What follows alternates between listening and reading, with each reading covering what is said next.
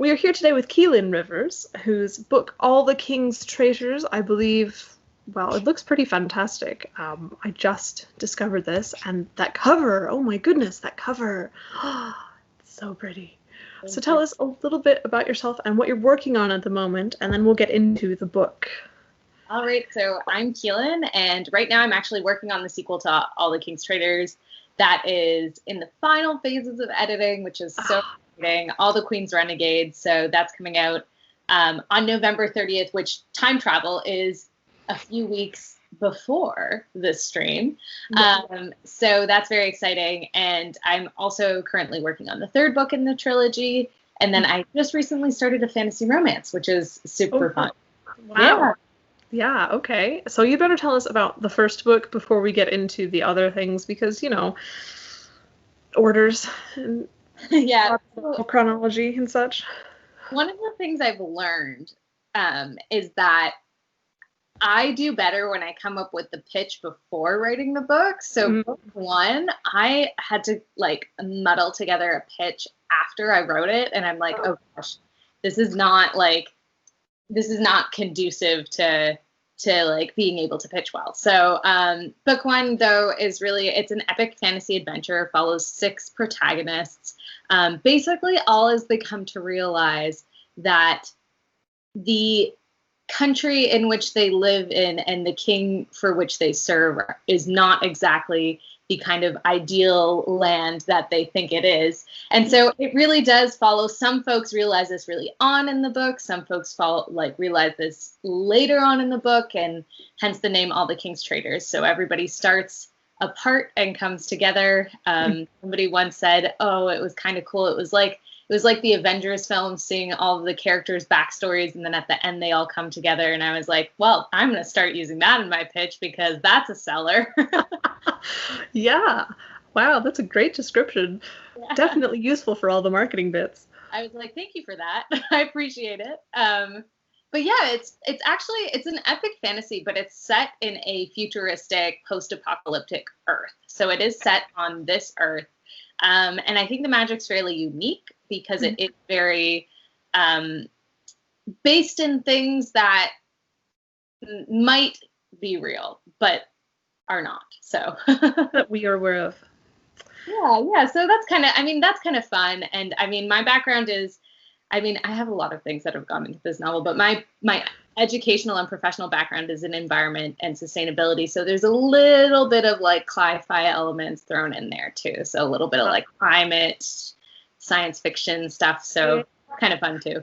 Ooh, fun. Very, very, very minor. If people are going into this thinking it's going to be a book about climate change, that is 100% not what it is.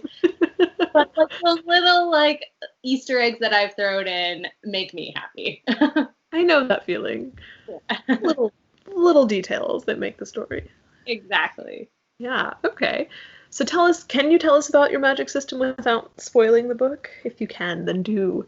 Oh yeah, I love magic systems. So I'm all about hard magic.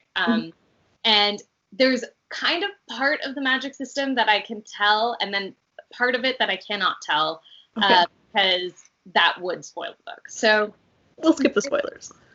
Very early on, you realize that, and a lot of this isn't actually described to the full extent in the book, but this is kind of the theory behind the magic system. So very early on, you realize there are these things called the Godstones, and it's very much elemental magic. So there was a meteor shower that happened 1,114 years before the story is set. And with the meteor shower came these things called the Godstones. So the earth was ravaged and the whole landscape was changed, very few survivors. But the Godstones that came with all of these other meteors actually have the properties of what I like to call anti-energy. So there's matter and there's antimatter. And so there's energy in this world and anti-energy. And anti-energy is the energy to absorb. So the first thing they touch, they end up absorbing the properties of, or the ability to control and wield that particular thing. So it's a random magic system. It's a very random magic system. And then basically the first person to pick up that a Godstone becomes connected to it and has the ability to use this energy. So basically the Godstone can absorb and the energy around it. Let's say the Godstone hit water. It then has the ability to control water because it can funnel water's energy through the stone. Something that maybe is a teeny bit of a spoiler, but there is there's another humanoid type species that has kind of evolved or I don't know, just like branched off of the of humans, and they're called the Vivants, and they are actually a product of the Godstones arriving on Earth. And so there's a lot of connection with the Godstones, and their kind of evolution or branching off of the human species has a lot to do with these stones. And it actually is kind of like a life cycle. So I can't get too much into it because book one, you only get a hint of who the Vivants are, what they are, but they are kind of a direct they're a direct product of this first fall that happened. Sure. Yeah, those are the Godstones.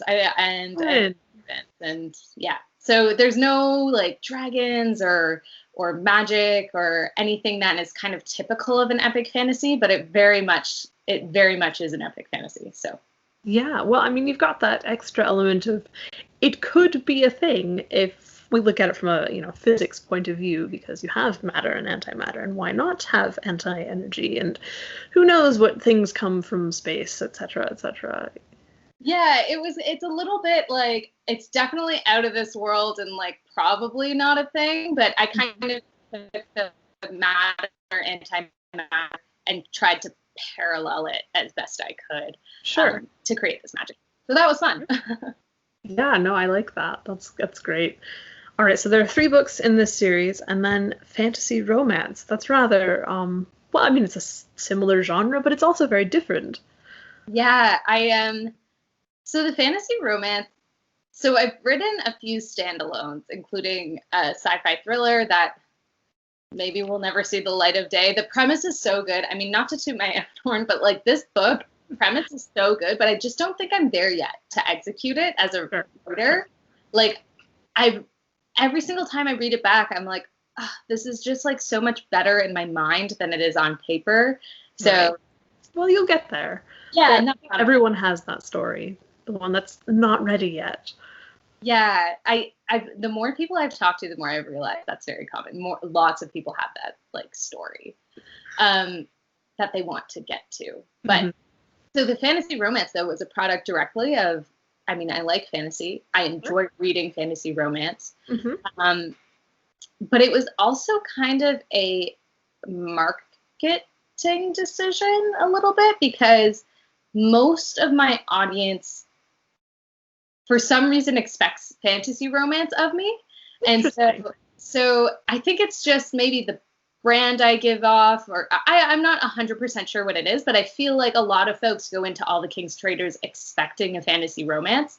People are always very surprised when I don't write contemporary. So, and I love reading contemporary, but I honestly also don't think I'm skilled enough to write contemporary. I think it's something about writing things that are set in this world that just terrifies me.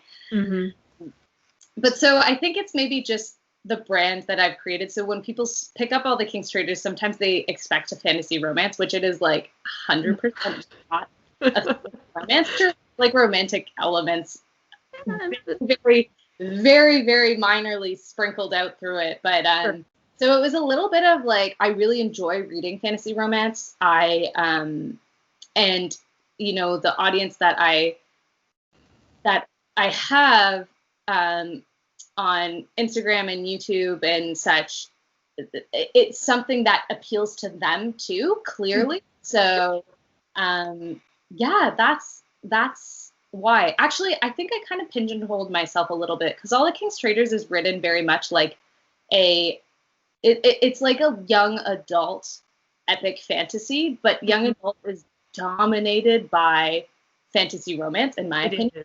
It's dominated by fantasy romance, so that's just kind of the expectation. So, I mean, from what I've seen, on the older end of young adult into the new adult genre, you get a lot of the fantasy romance, where on the younger end, you get a lot of the straight up adventure sort of thing.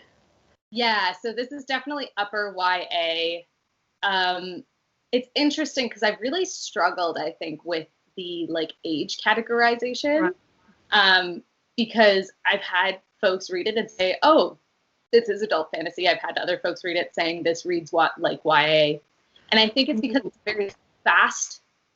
Well, the beginning might take a little bit, but after that, it's a very fast paced. It kind of has that like, I don't even know how to describe it, but when you read a YA, it's got that like YA kind of feel. Style, So, yeah. Yeah. I think that's where the fantasy romance expectation comes from. Interesting.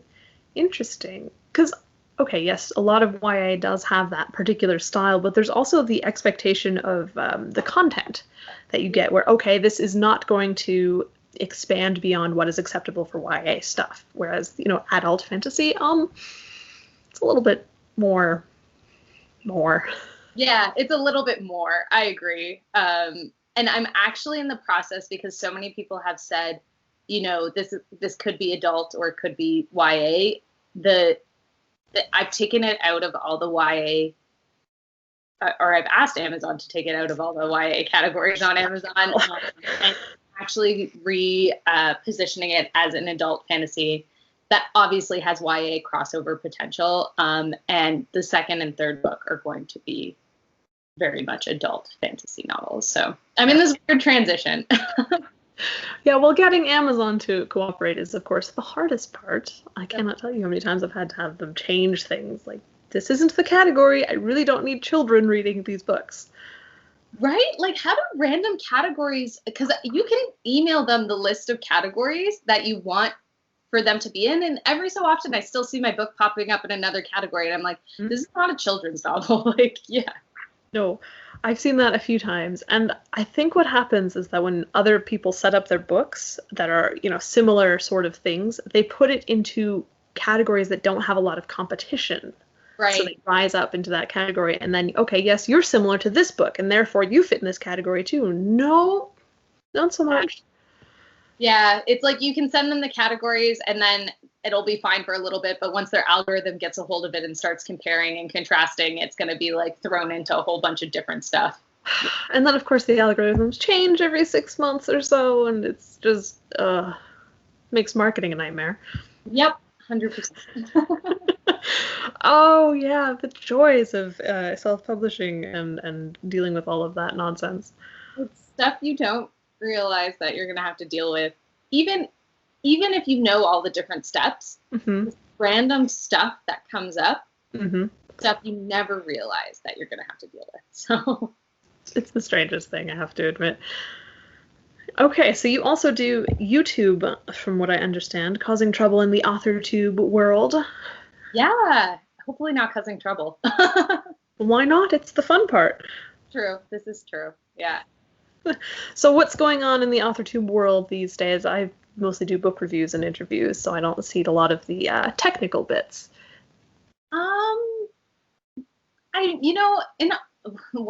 It's what month is it right now? September? No, August while we're filming this, but it's not coming up till later. What's really big right now, actually, one of the things that I've been super, super fortunate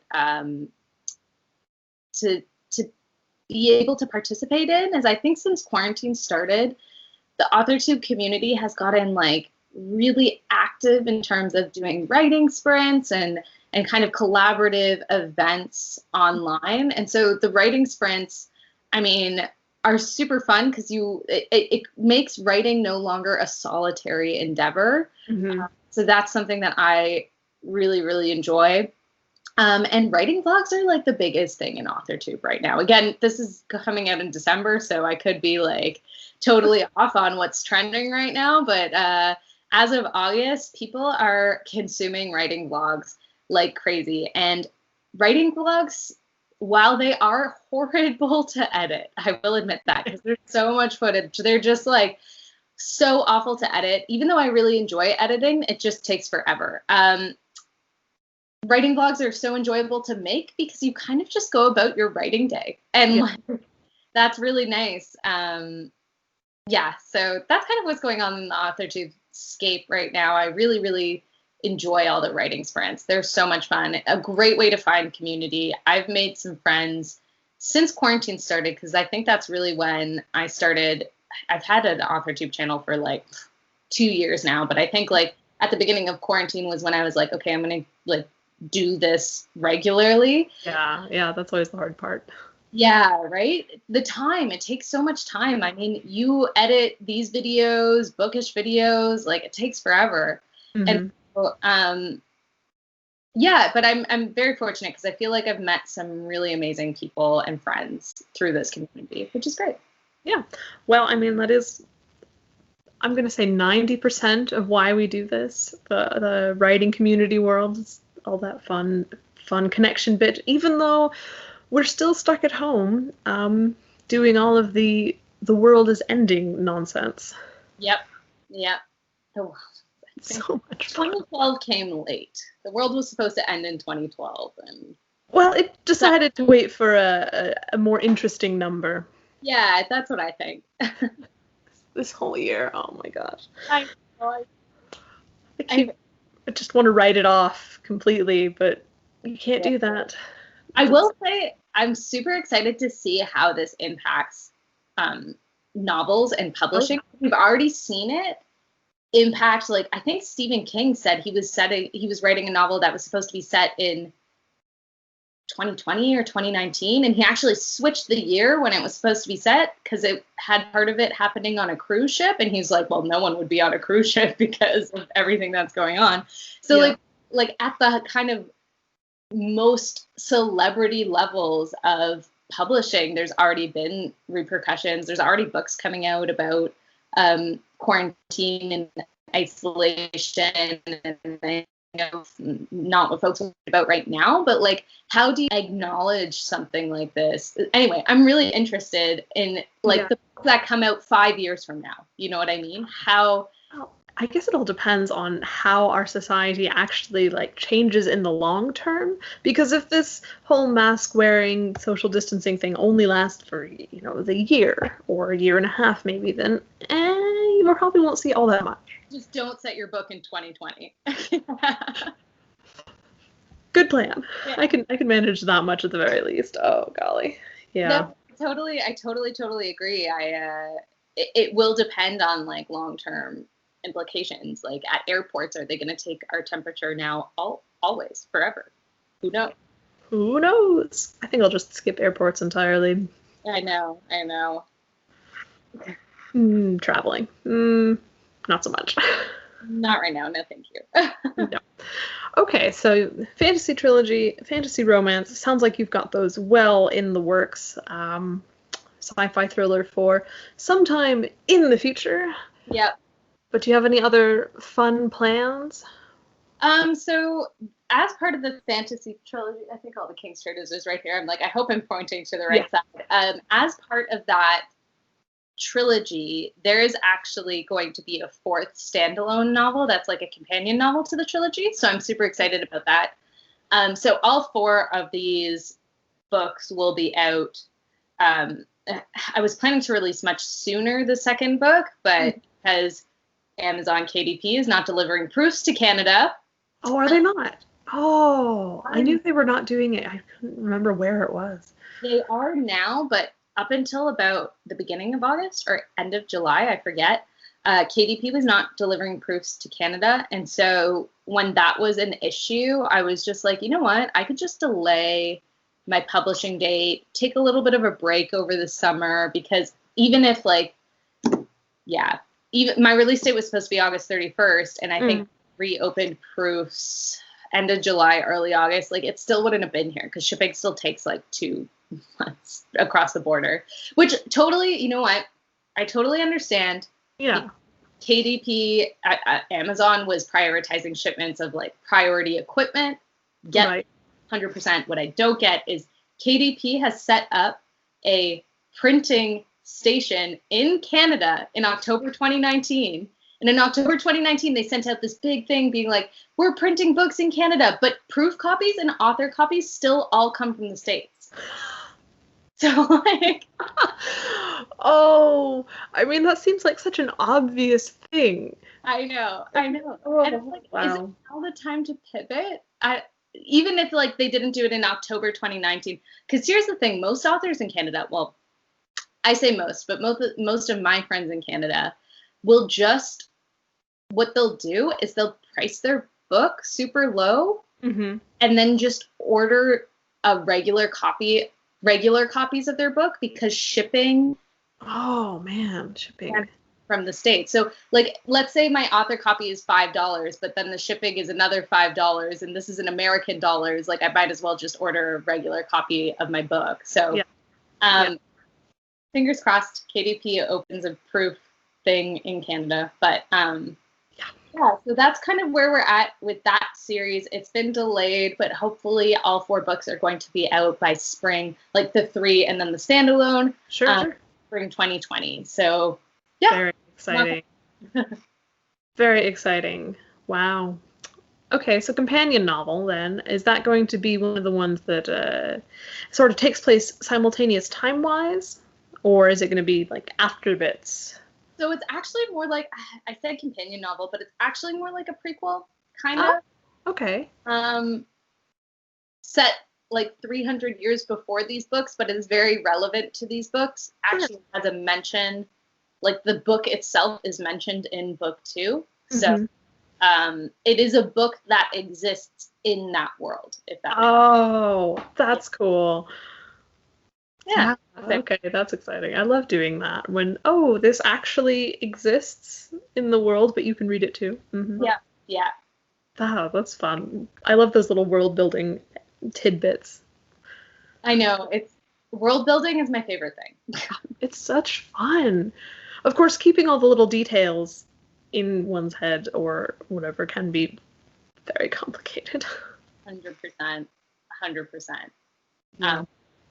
I forget things all the time. So as long as you don't forget your characters' names, I think you're probably okay on most of it. That's always entertaining. My dictation software hates my character names, but yeah, that's a whole different thing. All right. Dictate your novels? Yeah, I have rheumatoid arthritis, so I can't do long-term typing. So I dictate my novels with Dragon dictation software, and it's very entertaining because I'm currently doing a novel where my main character's name is Cal Thorpe, and my software thinks it's Cow. Every single time. It's the most frustrating thing, but oh well. Editing is always fun. I've always wanted to try dictation. So when I heard Dragon, like the top of it. It's absolutely wonderful, and because you can train it and do all of the different things. My main problem is I don't have a standard accent, so it gets very frustrated with me. But that's mostly an individual my problem because, well, life has not given me a standard accent. That's kind of cool that you don't have a standard accent. Is it from living in different places? Some of that, and some of the fact that I'm way into linguistics and my ear is trained so that if I'm in a place and I hear an accent, I will switch without even realizing it. Whoa, that's so cool. Yeah, it's very bad though if you're in a place and you're speaking in that accent and someone comes up to you and asks for directions. Yeah, and you're like, I don't actually live here. Sorry. That's so interesting. That's very Yeah, it's fun, but a little problematic sometimes. Very entertaining though. All right, let's move a little bit sideways because we can. 4 books out there in your genre, and I'm not entirely sure if we should go with the YA/adult fiction or just the fantasy, the epic fantasy. Is there an author out there whose abilities you'd like to steal to improve your own stuff? Ooh, because hypothetical theft is fun. Whose abilities I would like to steal? That's a great question. So I feel like I've got a few answers. Go for it. And I don't want to this is going to be like I don't want to insult one of the greats, but like I love Tolkien's world building. I would absolutely love to be able to create a massive world like Tolkien. However, I find some of his writing to be not the most exciting. He has a very distinctive style. Very distinctive style. So I wouldn't want to actually steal the style. I would think I would like to steal the world building. Perfectly acceptable. In terms of writing style, I would love to steal Holly Black's writing style. I just think it's so you know what it really comes down to with her writing style is this is like the most specific thing, but I hate describing clothing. I'm awful at it. I forget it. Most of the time, I never describe clothing. I'm just like, I don't know. But I find the way that she describes, because I find in some novels, the description of clothing is just like, it's everywhere, and it kind of takes me out of the story, because I personally, just personal preference, like I don't really care what someone's wearing. But the way Holly Black does it in her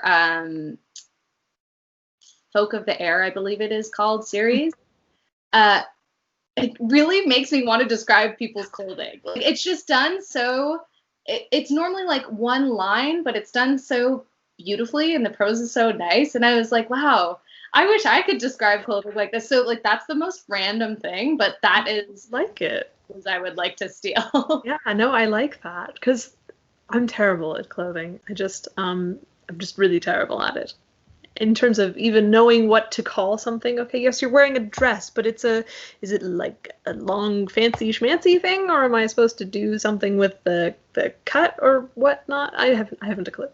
So I feel the exact same way. I just like, I'm so bad at like that. I'm really bad at it. Like most of the time, you won't get anything more from me than like, I don't know, they're wearing pants, whatever. Like most of the time, you won't even get anything from me if I'm being totally honest. Right. Describe like the character's features, but what they're wearing, I just won't.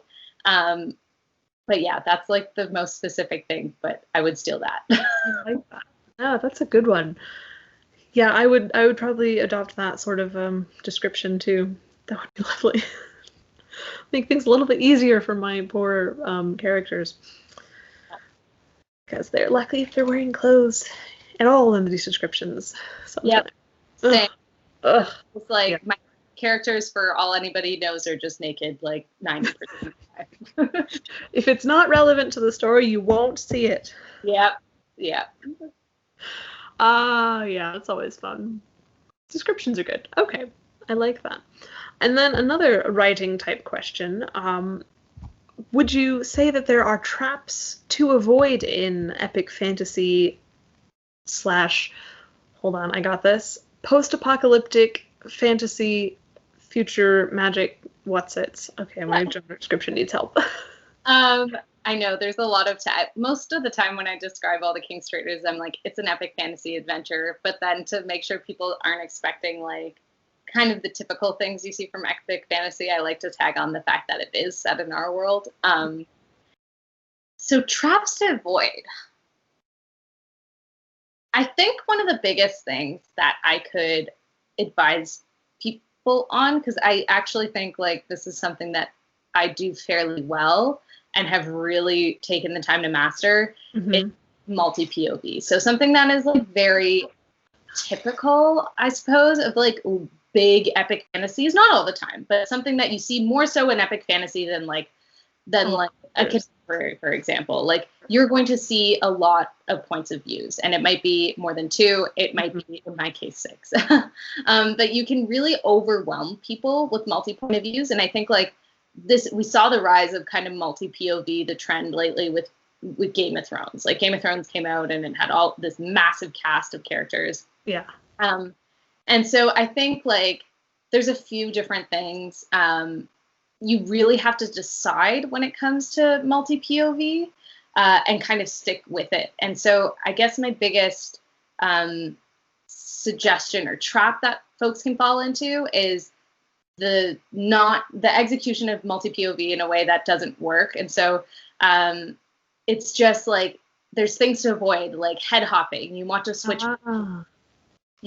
POVs like at a scene break or at a chapter break. You don't want to switch POVs and throw the readers for a loop, unless that's the style you're going for. Because there's some novels that are written in not in third person limited, but they're written in a way that like the narrator can see all and is kind of more like the omniscient point of view. Yeah, exactly, omniscient. So I would advise folks, like, if you're new to multi-POV, I would actually probably say start with third limited, because it's like easier. I've seen omniscient points of views executed super, super well, but it is something that's really hard to pull off because it can come off just as head hopping.